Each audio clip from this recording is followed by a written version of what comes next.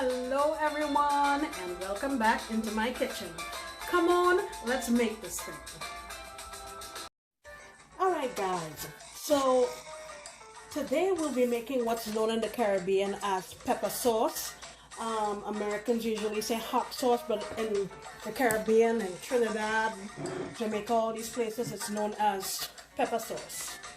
So you can use habaneros, you can use Scotch bonnet, ghost peppers, any kind that you want to give you the desired heat that you want.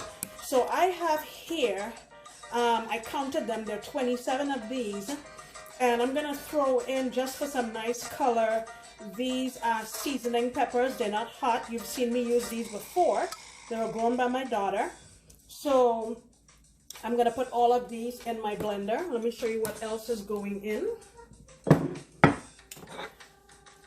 This is called, like when I was growing up, this is what we use for the flavor of cilantro, but it's a little bit difficult to get it here. It's also known as culantro.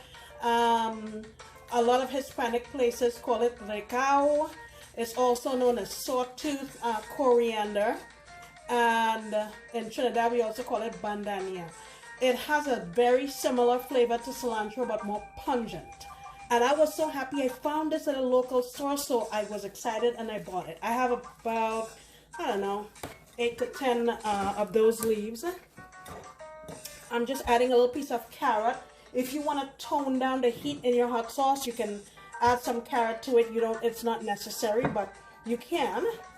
And any good pepper sauce, you need a good bit of garlic. So I have here 3, 6, about 9 big cloves. All right.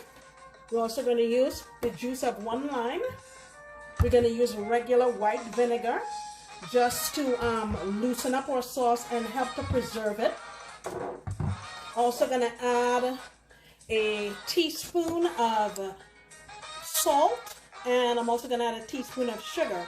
So I'm going to get everything cut up into my blender and come on.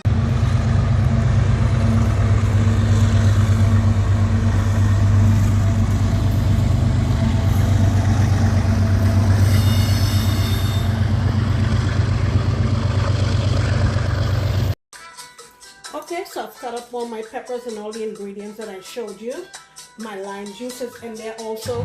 And if you cannot get this culantro, of course you can use cilantro in its place. The other advice I have is, if you're going to do this, wear gloves, because this stuff is hot. And for the vinegar, you want to put as much as you want to make it as thin as you want. So I'm going to say I'm adding about 1/2 cup for now. And let's get this started. All right, here it is.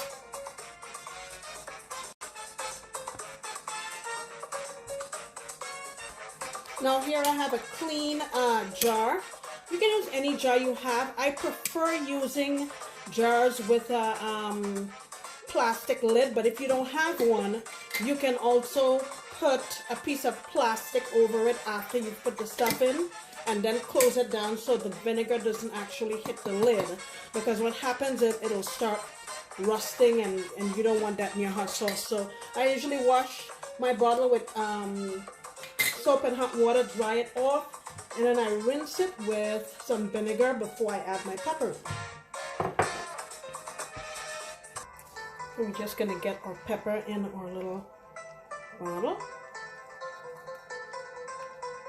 like so. Look at that. And this can actually last out on your counter for 1 or 2 months.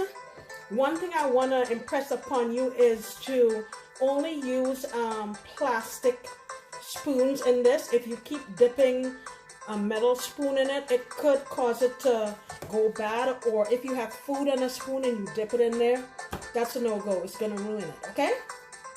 So if you want to keep it for a lot longer, you're not going to eat it as fast, you can just stick it in your fridge and it'll stay good for months and months and months. Okay, guys? All right, guys. Thank you so much for coming back into my kitchen. I hope you try this recipe. It's so simple, so flavorful, and so delicious. You don't want to miss it. Okay, I'll see you next time when I'll be making another delicious recipe. Bye!